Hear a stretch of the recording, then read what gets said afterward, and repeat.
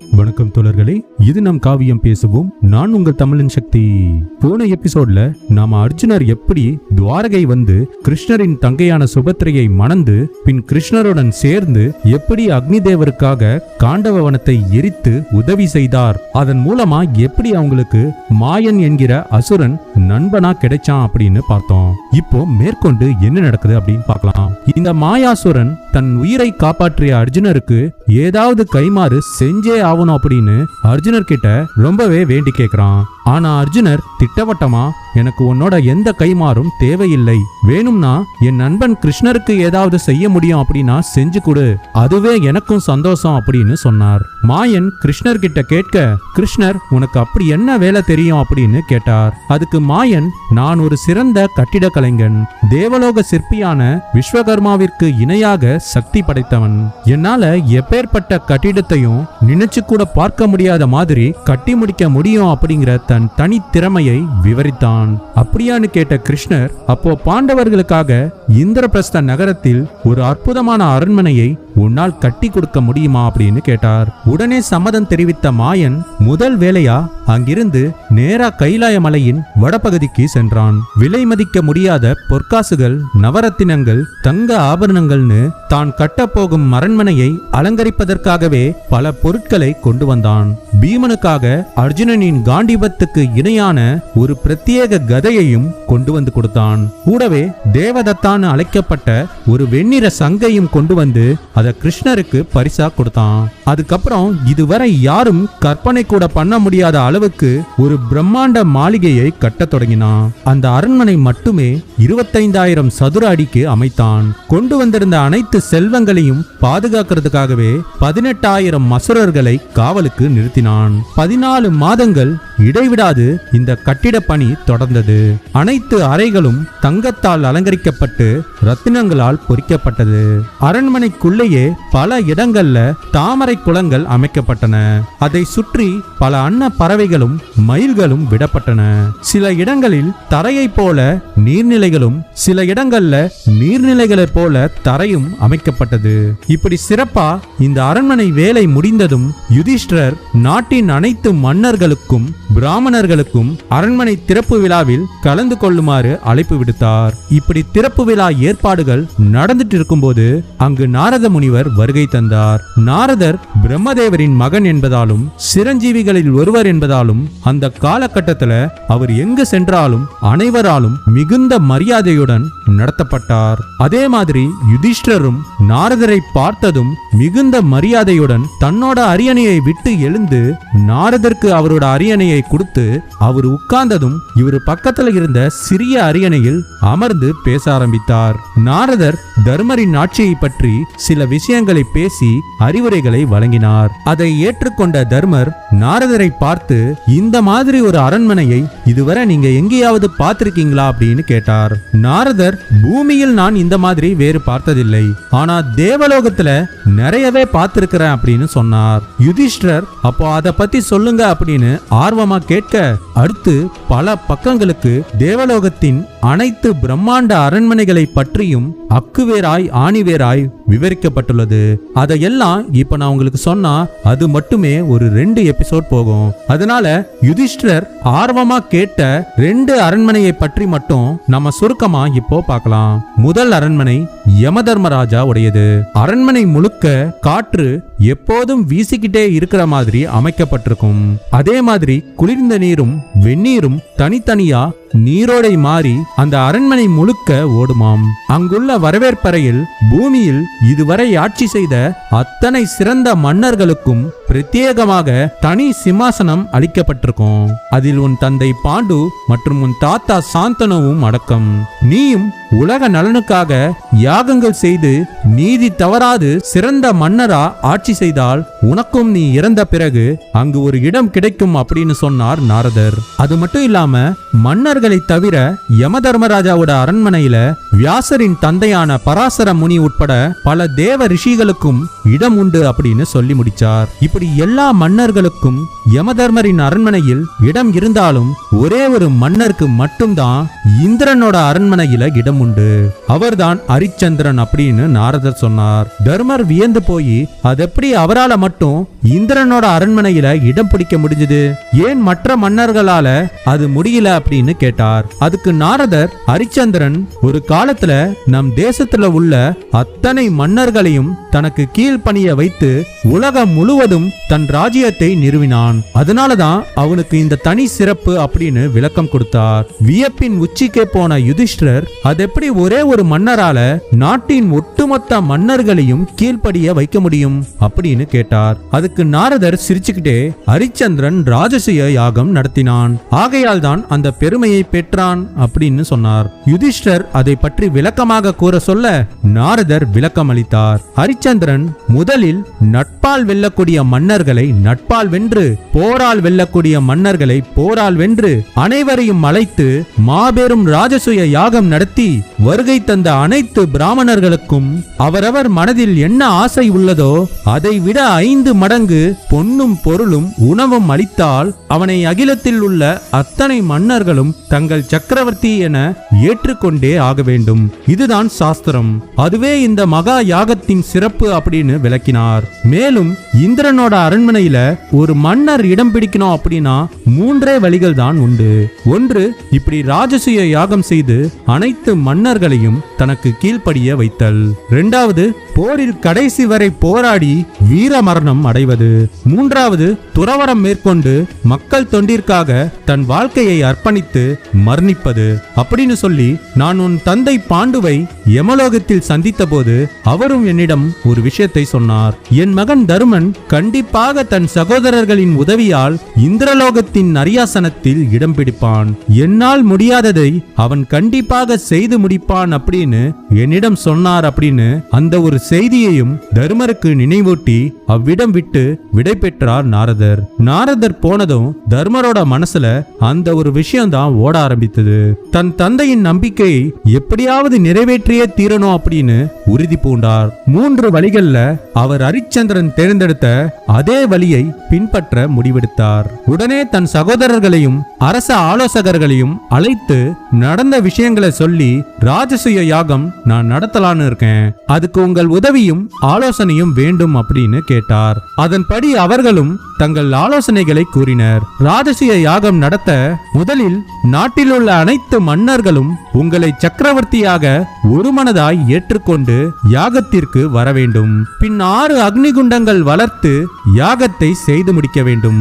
ஆனால் இதில் மிகவும் கடினமான விஷயமே அனைத்து மன்னர்களையும் சம்மதிக்க வைப்பதுதான் அப்படின்னு விளக்கினார்கள். இத்தனை விளக்கங்கள் கொடுத்த அவர்கள் ராஜசூய யாகத்தின் ஒரு பகுதியாக பகடையாட்டம் நடத்த வேண்டும் அப்படிங்கிற ஒரு விதிமுறை இருப்பதை மட்டும் சொல்லாம மறந்துடுறாங்க.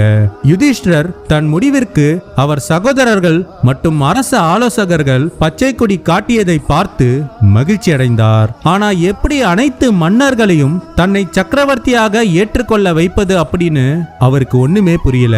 உடனே துவாரகையில இருந்த கிருஷ்ணருக்கு ஒரு தூதுவனை அனுப்பி யோசனை கேட்டு வருமாறு அனுப்பி வைத்தார். ஆனா அந்த தூதுவன் மூலமாக விஷயத்தை அறிந்த கிருஷ்ணர் நேரடியாக அவரே இந்திரபிரஸ்தம் புறப்பட்டு வந்து தர்மரை சந்தித்து, தர்மா, இதற்கு ஒரே ஒரு வழிதான் இருக்கு, நீ மகத தேசத்தின் அரசனான ஜராசந்தனை வெல்ல வேண்டும். ஜராசந்தன் தன் பராக்கிரமத்தால் நம் தேசத்தின் கிழக்கு மற்றும் தெற்கே உள்ள அத்தனை ராஜ்யங்களையும் கைப்பற்றிவிட்டான். சொல்ல போனா மதுரால இருந்த என் மக்களை கூட அவன் துன்புறுத்தி விரட்டியதால் தான் நாங்களே துவாரகைக்கு குடிபுகுந்தோம். ஜராசந்தன் ஒரு சிவபக்தன். வென்ற தேசங்களின் அனைத்து மன்னர்களையும் சிறைப்பிடித்து சிவபெருமானுக்கு பலி கொடுப்பதற்காக காத்திருக்கிறான். இதுவரை 86 தேசங்களின் மன்னர்களை சிறைப்பிடிச்சு வச்சிருக்கான். மேலும் 16 தேசங்களை வென்றால் அவன் சிறைப்பிடித்த மன்னர்களின் எண்ணிக்கை 100 ஆகிவிடும். அந்த 100 மன்னர்களையும் பலி கொடுப்பதுதான் அவனுடைய நோக்கம். போர் புரிந்து தேசங்களை கைப்பற்றுவது சத்திரிய தர்மம் தான். ஆனா கைப்பற்றிய பின் அந்த ராஜ்யத்தை தோல்வியை ஒப்புக்கொண்ட அந்த மன்னனிடமே ஒப்படைத்து அம்மன்னனை தனக்கு கீழ்ப்பணிந்து ஆட்சி செய்ய அனுமதிக்க வேண்டும் என்பதே மரபு. ஆனால் ஆனால் அவன் அதை மீறி அவர்களை சிறைப்பிடித்து பலி கொடுக்கவும் துணிந்து விட்டான். ஆகையால் நீ அவனை அழிப்பது தவறில்லை அப்படின்னு சொன்னார். யுதிஷ்டர் ஆச்சரியப்பட்டு, என்ன, நீங்களே அவனுக்கு பயந்து உங்கள் நாட்டு மக்களோடு துவாரகைக்கு இடம்பெயர்ந்தீர்களா? அப்படிப்பட்ட வீரனாவன் யார்? அந்த ஜராசந்தன், அவனை பற்றி முழுவதுமாய் சொல்ல முடியுமா அப்படின்னு கேட்டார் யுதிஷ்டர். கிருஷ்ணரும் ஜராசந்தனின் கதையை சொல்ல ஆரம்பித்தார். இந்த ஜராசந்தனை பற்றிய கதை ஏற்கனவே நம்ம தமிழன் சக்தி சேனல்ல முழுவதுமா நான் அப்லோட் செஞ்சிருக்கேன். இந்த மகாபாரதம் கிரிட்டிக்கல் எடிஷன்ல கிருஷ்ணர் சொல்ற மாதிரி இருக்கிற ஜராசந்தரோட வரலாறும் நான் அப்லோட் பண்ண அந்த வீடியோவும் கொஞ்சம் கூட மாற்றம் இல்லாம எல்லா விஷயங்களும் ஒத்து போச்சு. அதனால அந்த வீடியோவை நான் இந்த வீடியோவோட இணைச்சிருக்கேன். ஒருவேளை நீங்க அதை பார்க்கல அப்படின்னா மேற்கொண்டு ஜராசந்தனோட கதையை தெரிஞ்சுக்கோங்க. முன்னொரு காலத்துல வளம் மிகுந்த மகத தேசத்தை பிரகதத்தன்கிற ஒரு மன்னர் ஆட்சி செஞ்சுட்டு வந்தாரு. இவரு யாகங்கள் செய்வதில் ஆர்வம் உள்ளவர்.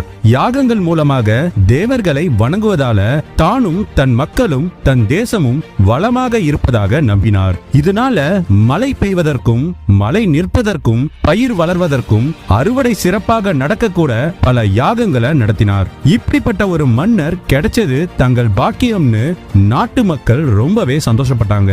இதனால மன்னரின் புகழ் தேசங்கள் கடந்தும் பரவியது. அதை கேள்விப்பட்ட காசி நாட்டு மன்னர் இரட்டை பிறவிகளான தன் மகள்களை மன்னர் பிரகதத்தனுக்கு மணமுடித்து கொடுக்க முடிவு செய்யறாரு. அதன்படி பிரகதத்தன் கிட்ட வந்து பேசுறாரு. அப்ப ஒரு நிபந்தனையும் முன்வைக்கிறாரு. தன் 2 மகள்களையும் எந்தவித பாகுபாடும் காட்டாம எல்லா விஷயத்திலையும் சமமா நடத்தணும் அப்படின்னு கேட்டுக்கிறாரு.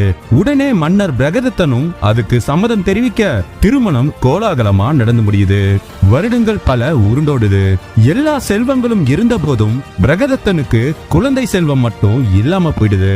தன்னை தந்தை என்று அழைக்க ஒரு பிள்ளை இல்லாத குறை நாளடைவுல பெரும் துன்பமா அவருக்கு மாறுது. அவரும் ஏறாத கோவில் இல்ல, வணங்காத தெய்வம் இல்ல. அதுவரை மக்களுக்காக மட்டுமே யாகங்கள் பல செய்த அந்த மன்னன் முதல் முறையாக தனக்காக புத்திரகாமேஷ்டி போன்ற யாகங்களை செய்ய ஆரம்பிச்சாரு. ஆனாலும் பலன் இல்ல. வேற என்ன செய்யறதுன்னு யோசிச்சுக்கிட்டு இருக்கும் போது ஒரு நாள் சண்ட கௌசிக முனிவர் தன் தவத்தை முடித்து மகத ராஜ்யத்தின் எல்லையில் இருக்கும் ஒரு மரத்தடியில இப்போ தங்கி இருக்கிறாருங்கிற செய்தி மன்னருக்கு வருது. உடனே அங்கு விரைந்து சென்று கௌசிக முனிவரை வணங்கி அவருக்கு தேவையான அனைத்து பணிவிடைகளையும் சிறந்த முறையில் செய்தார் பிரகதத்தன். இதனால மனமகிழ்ந்த கௌசிக முனிவர், உனக்கு வேண்டிய வரத்தை கேளு அப்படின்னு சொல்றாரு. உடனே மன்னரும் தனக்கு வாரிசு இல்லை அப்படிங்கிற குறைய தவிர வேற எந்த துன்பமும் இல்ல அப்படின்னு சொல்றாரு. மன்னர் சொல்லி முடிச்சதும் சரியா ஒரு மாம்பழம் மரத்துல இருந்து கௌசிக முனிவர் மடியில வந்து விழுது. அதை எடுத்து ஏதோ மந்திரங்கள் சொல்லி மன்னரிடம் நீட்டுறாரு. இதை எடுத்துட்டு போ, இனி இதுதான் உன் மகன் அப்படின்னு சொல்லி கொடுக்கிறாரு. மிகவும் மகிழ்ச்சியான மன்னர் அதை எடுத்துட்டு போய் தன் 2 மனைவிகள் கிட்ட கொடுக்கிறாரு. இருவரும் அதை சரி பாதியா வெட்டி ஆளுக்கு ஒரு பாதிய சாப்பிடுறாங்க. இதனால 2 பேரும் ஒரே நேரத்துல கருவுற்றார்கள். தனக்கு 2 மகன்கள் பிறக்க போறாங்கன்னு பெரும் மகிழ்ச்சி அடைகிறாரு மன்னர். தன் மகன்கள் பூமியில் கால் பதிக்கும் அந்த ஒரு நாளுக்காக அவரு காத்துக்கிட்டு இருந்தாரு. ஆனா அவருக்காக பேரதிர்ச்சி காத்துக்கிட்டு இருந்துச்சுன்னு அப்போ அவருக்கு தெரியாது. 2 குழந்தைகளா பிறக்கிறதுக்கு பதிலா ஒரு பாதி குழந்தை ஒரு மனைவிக்கும் மறுபாதி குழந்தை இன்னொரு மனைவிக்கும் பிறக்குது. ஒரு கால் ஒரு கை, அரை வயிறு அரை மார்பு அரை முகம்னு உயிரற்ற 2 பிண்டங்களா பிறந்த அந்த குழந்தையை பார்க்க கூட சக்தி இல்லாம பணிப்பெண் கிட்ட கொடுத்து மன்னர் இதை பார்த்தால் தாங்கிக் கொள்ள மாட்டார். ஆகையால் இத ஊருக்கு வெளியே வீசிவிடுன்னு 2 அரசியார்களும் அழுதுகிட்டே சொல்றாங்க. அதன்படியே அந்த பணிப்பெண்ணும் அந்த 2 துண்டுகளையும் ஒரு பட்டு துணியில் போர்த்தி ஊருக்கு வெளியே இருக்கிற காட்டுல வீசிட்டு வந்துடுறாங்க. நடந்த விஷயங்கள் தெரிஞ்சதும் மன்னர் மிகுந்த வேதனைக்கு உள்ளாகிறாரு. எப்படி கௌசிக முனிவரோட வரம் பலிக்காம போகும்னு நினைச்சு வேதனைப்படுறாரு. மகத்துவம் வாய்ந்த ரிஷிகளின் வாக்கு பொய்க்குமா என்ன? குழந்தை வீசப்பட்ட காட்டு பகுதியில ஜராங்கிற ஒரு அரக்கி வாழ்ந்துட்டு வந்தா. மனித மாமிசம் உண்ணும் வழக்கம் கொண்ட அவள் அன்று இரவு காட்டு எல்லையில இருந்து மனித வாடை வீசுவதை உணர்ந்தாள். உடனே அங்க போய் இறந்து கிடந்த குழந்தைய பாக்குறா. மகிழ்ச்சியுடன் அந்த 2 துண்டுகளையும் கையில எடுக்கிறா உண்பதற்காக. தன்னை அறியாமல் 2 கைகளையும் ஒன்னா சேர்க்க உடனே அந்த துண்டுகள் ஒட்டி கொண்டு குழந்தைக்கு உயிர் வந்து அழ ஆரம்பிக்குது. அந்த அழுகுரல் சத்தம் இடி முழக்கமாக காடை தாண்டி மகத தேசம் முழுக்க எதிரொலிக்குது. எதற்கும் அஞ்சா அரக்கி ஜராவே அந்த ஒரு அழுகுரல் சத்தம் கேட்டு நடுங்கி போறா. நாட்டு மக்களும் மன்னனும் என்ன இது சத்தம்னு அந்த காட்டு பகுதிக்கு ஓடி வராங்க. மக்கள் கூட்டத்தை பார்த்ததும் ஜரா உடனே ஒரு பெண் வடிவம் எடுத்து கையில் குழந்தையுடன் மன்னர் கிட்ட போறா. நடந்த எல்லா விஷயத்தையும் சொல்லி இது மனித குழந்தையாக இருந்தாலும் இதன் அழுகுரல் சத்தம் அரக்கியான என்னையே கதிகலங்க வைத்து விட்டது அப்படின்னு அந்த குழந்தையை மன்னர் கிட்ட கொடுத்து ஜரா மறைந்து போறா. அது தன்னோட மகன்னு தெரிஞ்சதும் பெரும் மகிழ்ச்சிக்குள்ளாகி மன்னர் குழந்தைய அரண்மனைக்கு எடுத்துட்டு போய் வளர்க்க ஆரம்பிக்கிறாரு. ஜரா காப்பாத்தி கொடுத்ததால் அவள் ஞாபகார்த்தமா தன் மகனுக்கு ஜராசந்தன் என்று பெயர் சூட்டினார் மன்னர் பிரகதத்தன். தன் வரம் பலித்ததை அறிந்து குழந்தையை நேரில் கண்டு வாழ்த்துவதற்காக கௌசிக முனிவரும் அரண்மனைக்கு வருகிறார். அப்போ ஜராசந்தனை கையில் ஏந்தி பல வரங்களை அள்ளி கொடுக்கிறார் கௌசிக மகரிஷி. அது என்ன வரங்கள் தெரியுமா? ஈடு இணையற்ற பலசாலியா திறமை மிக்கவனாக இருப்பான். வேதங்கள் படித்த அந்தணர்களிடம் பக்தியுடன் இருப்பான். சாதாரண பறவைகளால எப்படி கழுகோட வேகத்தை அடைய முடியாதோ அதே போல் எவராலும் வீழ்த்த முடியாத வீரனாக இருப்பான். அவன் சக்திக்கு முன்னால் அவனை தடுக்க நினைக்கும் எந்த தடையும் சுக்குநூறாய் உடையும். தேவர்களின் ஆயுதங்களால் கூட இவனை எதுவும் செய்ய முடியாது. சூரியனை விட எப்படி எந்த ஒரு விடயமும் ஒளி தர இயலாதோ அந்த சூரிய ஒளிக்கு நிகராக அனைவர் மத்தியிலும் பிரகாசிப்பான். எத்தனை பெரிய படைபலம் இருக்கும் மன்னராயினும் இவன் பக்கம் நெருங்க முடியாது. அப்படியே நெருங்கினாலும் நெருப்பில் விழுந்த பூச்சிகளைப் போல சாம்பலாவார்கள். ஒரு சமுத்திரம் எப்படி பல நதிகளை தனக்குள்ள அடக்கி வச்சிருக்கோ அதே போல் அனைத்து வகையான மனிதர்களையும் ஆளக்கூடிய மன்னனாக இருப்பான். தன் குடிமக்கள் போற்றும் மாமன்னனாக வாழ்வான் அப்படின்னு பல வரங்களை கொடுக்கிறாரு கௌசிக மகரிஷி. பல வரங்களை வாங்கின ஜராசந்தன் ஒரு மாவீரனா வளர ஆரம்பிக்கிறாரு. எல்லா கலைகளையும் கற்று கை தேர்ந்தவரா ஆகிறாரு. சில வருடங்கள் கழித்து மன்னர் பிரகதத்தன் ஜராசந்தனுக்கு மன்னரா மகுடம் சூட்டி தன் இரு மனைவிகளுடன் காட்டுக்கு தவ வாழ்க்கை மேற்கொள்ள போயிடுறாரு. ஆட்சிக்கு வந்த கொஞ்ச நாள்லயே ஜராசந்தரும் ஒரு மிக பெரிய மாமன்னரா உருவெடுக்கிறாரு. பல மன்னர்கள் கிட்ட போர் செய்து தன் ராஜ்யத்தை விரிவுபடுத்திக்கிட்டே வந்தாரு. ஆனா அதே சமயத்துல மக்கள் குறைகளை நேரில் கேட்டு அதனை தீர்த்து வைப்பதிலும் அதிக கவனம் செலுத்தினாரு. இதனால மக்கள் எல்லோரும் அவர்கிட்ட ரொம்ப அன்பா பழகினாங்க. அப்போ மகத தேசத்துக்குட்பட்ட சைத்தியக்கா அப்படிங்கிற ஒரு மலையில ரிஷபா அப்படின்னு ஒரு அசுரன் இருந்தான். அவன் மக்களுக்கு நிறையவே துன்பங்கள் கொடுத்துட்டு வந்தான். இத கேள்விப்பட்ட ஜராசந்தர் காளை ரூபத்துல இருந்த அந்த அசுரனை பதம் செய்யறாரு. பின் அவன் தோலை கொண்டு 3 பெரிய முரசுகளை உருவாக்குறாரு. அதை ஒரு முறை கொட்டினால் 1 மாதத்திற்கு ஒளி எழுப்புமாம். அந்த முரசுகளை அந்த சிகரத்தில் வைத்து மக்கள் அந்த மலையையே ஒரு தெய்வமாக வழிபட ஆரம்பிக்கிறாங்க. ஜராசந்தருக்கு ஒரு வழக்கம் இருந்துச்சு. எந்த ஒரு ராஜ்யமா இருந்தாலும் அதன் மேல் எப்ப வேணாலும் போர் தொடுப்பாரு. அப்படி போர் நடந்துச்சு அப்படின்னா கண்டிப்பா ஜராசந்தர் மட்டும்தான் வெற்றி பெறுவாரு. எதிரி நாட்டு அரசன் ஒரு வேளை போரில் வீரத்தை வெளிப்படுத்தினால் அவனை தனது நண்பனாக்கி கொள்வார். ஆனா அதே நேரத்துல புறமுதுகு காட்டினாலோ அல்லது தோல்வியை ஒத்துக்கிட்டாலோ சத்திரிய தர்மப்படி அவர்களை கொல்லவோ இல்லாட்டி சிறைப்பிடிச்சிட்டோ வந்துடுவாரு.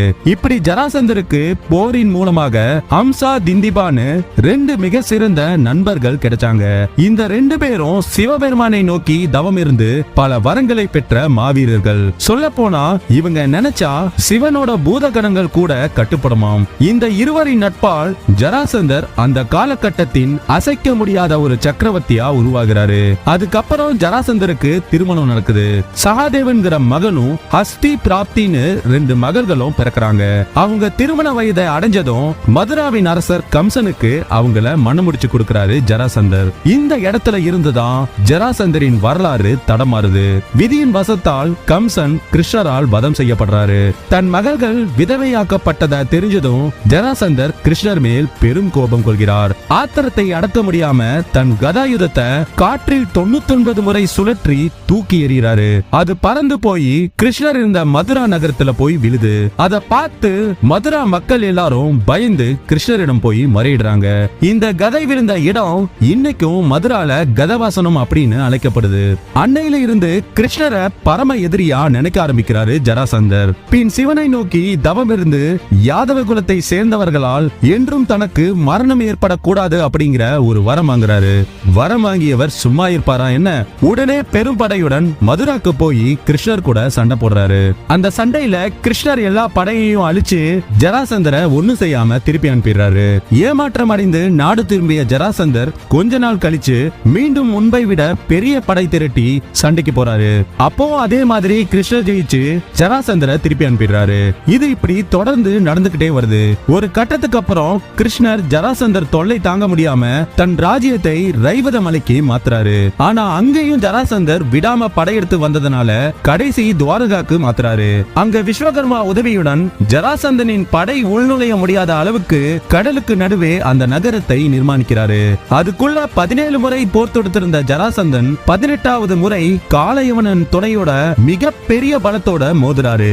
அது மட்டும் இல்லாம ஹம்சா திந்திபா 2 பேரும் கூட இருந்ததுனால ஜராசந்தர் அழிக்க முடியாதவனா உருவெடுக்கிறாரு. அப்போ ஹம்சாவுக்கும் பலராமருக்கும் கடுமையான சண்டை நடந்துச்சு. 18 நாட்கள் நடந்த அந்த ஒரு சண்டையில ஹம்சா கொல்லப்பட்டதா அவரோட நண்பன் திந்திபாவை நம்ப வைக்கிறாரு கிருஷ்ணன். அதை தாங்கிக்க முடியாத திந்திபா யமுனை நதியில குதிச்சு தற்கொலை பண்ணிக்கிறாரு. பின் அங்க வந்த ஹம்சா திந்திபா செத்துட்டான்னு சொன்னதும் அவனும் உயிர விடுறான். அதுக்கப்புறம் காலயவனும் சூழ்ச்சியால கொல்லப்படுறாரு.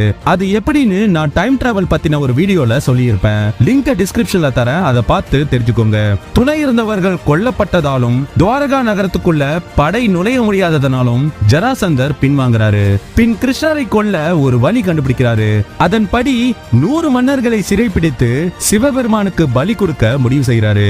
ஒவ்வொரு நாட்டுக்கா படையெடுத்து போய் 86 மன்னர்களை வெற்றி கொண்டு சிறைப்பிடிக்கிறாரு. இன்னும் 14 மன்னர்கள் மட்டும் சிறைப்பிடிச்சிட்டா தனக்கு ஆபத்துன்னு உணர்ந்த கிருஷ்ணர் சூழ்ச்சியை கையில் எடுக்கிறாரு. ராஜசூய யாகத்துக்கு ஏற்பாடு செஞ்சுக்கிட்டு இருந்த தர்மரை போய் சந்திக்கிறாரு. ஜராசந்தர் தன் ராஜ்யத்தை விரிவுபடுத்தி இப்ப ஒரு சக்கரவர்த்தியா இருக்கான். அவனை வெற்றி கொள்ளாமல் நீ ராஜசூய யாகம் செஞ்சாலும் சக்கரவர்த்தியா ஆக முடியாதுன்னு சொல்றாரு கிருஷ்ணர். அதை கேட்டதும் இப்ப என்ன பண்றது கிருஷ்ணா அப்படின்னு தர்மர் கேக்குறாரு. என் கூட பீமனையும் அர்ஜுனனையும் மட்டும் அனுப்பு, நான் ஜராசந்தனை அழிச்சிட்டு வெற்றியோட திரும்பி வரேன் அப்படின்னு சொல்றாரு. உடனே தர்மரும் சம்மதம் தெரிவிக்க 3 பேரும் மகதராஜ்யம் நோக்கி போறாங்க. வேதம் கற்ற அந்தணர்களுக்கு மரியாதை கொடுப்பவன்னு தெரிஞ்சதால அந்தணன் வேடம் இட்டு ஊருக்குள்ள நுழைறாங்க. உள்ள நுழைஞ்சதுமே ஊர் மக்கள் தெய்வமா வழிபட்டுக்கிட்டு இருந்த அந்த ஒரு சைத்தியக்கா மலையையும் 3 முரசுகளையும் தன் பானத்தால் தவிடு பொடியாக்குறாரு அர்ஜுனர். அதை பார்த்து ஏதோ கெட்ட சகுனம்னு ஜராசந்தர் கிட்ட போய் முறையிடுறாங்க மகத நாட்டு மக்கள். உடனே மக்கள் நலனுக்காக ஒரு யாகம் நடத்துறாரு ஜராசந்தர். அப்போ அரண்மனையின் பின்வாசல் வழியா அந்தணன் வேடமிட்ட கிருஷ்ணர், பீமன், அர்ஜுனர் மூவரும் உள்ள நுழைறாங்க. அந்தணர்களை பார்த்ததும் எழுந்து மரியாதை செலுத்தினாரு ஜராசந்தன். அப்போ வில்லோட நான் பட்டு அர்ஜுனரின் விரல்களில் தடம் பதிந்திருந்துச்சு.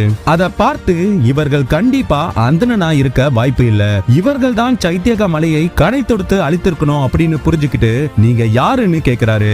உடனே 3 பேரும் தங்கள் வேஷத்தை கலைத்து ஜராசந்தனிடம் உண்மையை சொல்றாங்க. சிரிச்சுக்கிட்டு ஜராசந்தர், சரி என் கூட சண்டை போடணும்னு வந்திருக்கீங்க, போடலாம். 3 பேரும் ஒரே நேரத்துல வர போறீங்களா இல்ல ஒவ்வொருத்தரா வரீங்களா அப்படின்னு கேக்குறாரு. கிருஷ்ணர் அதுக்கு நீங்களே எங்கல்ல இருந்து ஒருத்தரை தேர்ந்தெடுத்து சண்டை போடலாம் அப்படின்னு சொல்ல தனக்கு இணையான பீமனை தேர்ந்தெடுக்கிறாரு ஜராசந்தர். 2 பேருக்கும் 15 நாளுக்கு மேல மிகப்பெரிய ஒரு மற்போர் நடக்குது. பீமன் ஜெயிக்க முடியாம திணறிக்கிட்டு இருக்கிறத பார்த்ததும் கிருஷ்ணர் குறிப்பால சில விஷயங்களை பீமனுக்கு சொல்றாரு. ஒரு கோரை புல்லை எடுத்து அதை 2ஆ பிச்சு போடுறாரு. பீமனும் அதை புரிஞ்சுக்கிட்டு ஜராசந்தரை 2ஆ கிழிச்சு எறிகிறாரு. ஆனா கொஞ்ச நேரத்திலேயே கிழிச்சு போடப்பட்ட அந்த 2 துண்டுகளும் ஒன்னா சேர்ந்து ஜராசந்தன் மீண்டும் உயிரோட வந்து சண்டை போடுறாரு. இப்படியே பல முறை நடக்குது. அப்போ கிருஷ்ணர் மீண்டும் கோரை புல்லை எடுத்து 2ஆ பிரிச்சு 2 துண்டையும் இந்த வாட்டி எதிரெதிர் திசையில தூக்கி எறிகிறாரு. பீமனும் அதே மாதிரி ஜராசந்தனோட உடலை கிழிச்சு ஒரு பகுதியை ஒரு திசையிலையும் இன்னொரு பகுதியை எதிர் திசையிலையும் வீசி எறிகிறாரு. இம்முறை உடல்கள் ஒன்னு சேரல. ஜராசந்தன் கொல்லப்பட்டு கிருஷ்ணர் சிறைப்பிடிக்கப்பட்டிருந்த 86 மன்னர்களையும் விடுதலை செய்யறாரு. இதனால ஜராசந்தன் கைப்பற்றி வைத்திருந்த இந்திரனின் ரதமும் 86 மன்னர்களின் ஆதரவும் தர்மருக்கு கிடைச்சது. அது மட்டும் இல்லாம பல செல்வங்களும் பாண்டவர்களுக்கு இந்த மன்னர்கள் மூலமா கிடைச்சது. இப்படி ஈடு இணையற்ற வரங்கள் வாங்கியும் கிருஷ்ணர் மேல் கொண்ட பகையால் ஜராசந்தர் கொல்லப்பட்டாரு. இதோட இந்த ஒரு எபிசோட நாம முடிச்சுக்கலாம். இதுக்கப்புறம் என்ன நடக்குது அப்படின்னு மேலும் பார்க்கலாம். இணைந்திருங்கள். நம்ம சேனலை சப்ஸ்கிரைப் பண்ணி மறக்காம இந்த வீடியோவை உங்க நண்பர்களுக்கும் ஷேர் பண்ணுங்க. நீங்க எந்த அளவுக்கு ஆதரவு அளிக்கிறீங்களோ அந்த அளவுக்கு நான் இந்த சேனல்லையும் சீக்கிரமா வீடியோஸ் அப்லோட் பண்ண ஆரம்பிப்பேன். அடுத்த எபிசோட்ல நாம சந்திக்கலாம். நன்றி, வணக்கம்.